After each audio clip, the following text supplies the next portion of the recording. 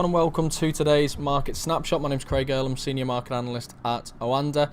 Now, it's the start of the trading week in the UK. There was a bank holiday yesterday, hence no video. But it was a quiet session yesterday, all in all. Lower trading volumes because we're still in the middle of this summer period when we do traditionally get lower volumes. There's not much in terms of economic data or major news flow, and the fact that the UK was on holiday again only added to this.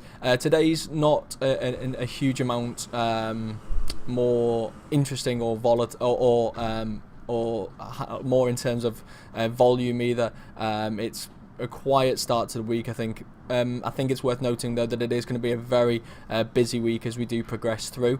What we had on Friday from the Federal Reserve at Jackson Hole did put added importance on the jobs report on Friday.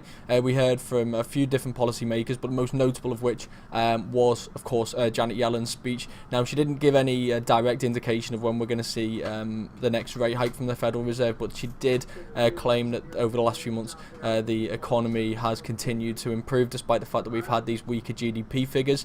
Stanley Fischer, the Vice Chair, did support these views in an interview as well, claiming that Janet Yellen's comments would suggest that we could get more than one rate hike this year, and that September is very much a live meeting. Now, this adds to other commentary that we've had from Stanley Fischer, where he's claimed that we're very close to full employment and the inflation is also very close to target. We heard from a number of other policymakers over the last couple of weeks as well, and this consensus does seem to be building that we are ready for another rate hike. Now, what's interesting is the markets have not really bought into this at all, especially with regards to September. September is currently completely priced out, almost more than 3/4 of a percent, more than 75% chance of interest rates remaining unchanged for September. But as for December, even December isn't entirely priced in. You can see from the Fed Fund, the implied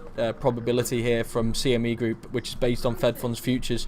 We're still only at 54% chance that we are going to see a rate hike in December. So despite everything that the Fed is saying, the markets really are not entirely bought into this at this stage. Now, what that does though is it makes the jobs report on Friday increasingly important, because we've had two good jobs reports now on the bounce. If we get another solid jobs report from the Federal Reserve, especially after Stanley Fischer himself did say that this is going to weigh on their decision at the next meeting, if we get another solid jobs report, I do expect that number for September to change quite drastically, because three good jobs reports on the bounce on top of the commentary which we've already had from Fed policymakers, I think it would be very bad for the markets ahead of the meeting in 3 weeks' time, not to price September in much more than they currently have. So I think this jobs report on Friday is going to be very key. We do have a lot of other economic data to come over the next few days though as well. So it's not like last week where we were just waiting for this one event. That is clearly the highlight of the week. It is clearly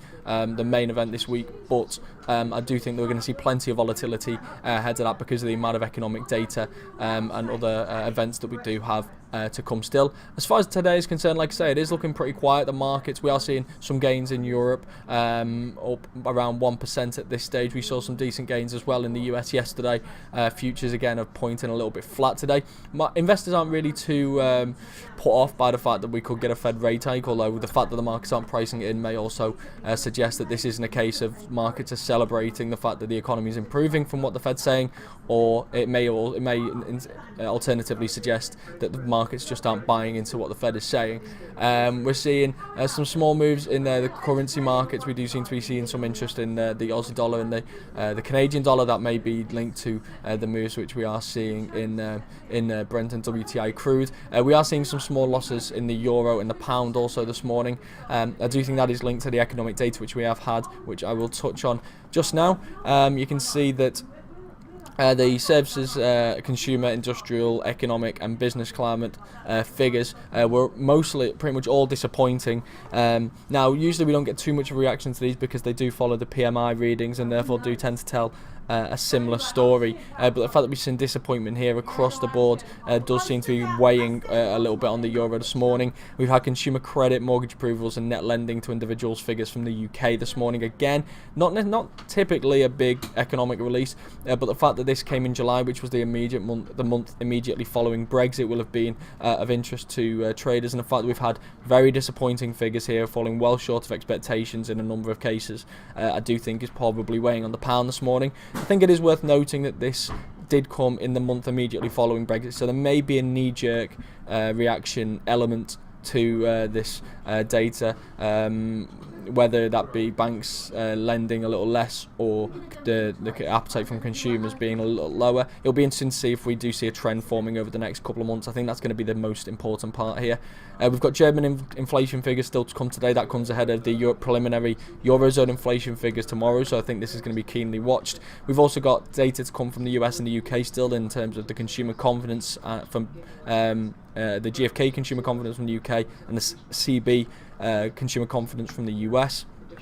And finally, we've got the API weekly crude oil stocks. Again, oil remaining a key focal point for traders right now. So as I say, and I'll stress again, the key event this Friday is going to be that jobs report from the US, but there's plenty of economic data to come between now and then, which should keep markets very volatile, and especially given the fact that we are going to see a lot more traders returning to the desk over the next couple of weeks.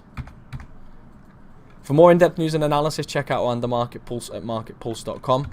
You can also find out more about OANDA and sign up for a free demo account at oanda.com. Here you'll also get access to OANDA Forex Labs, which has a lot of great tools designed to help you with your trading.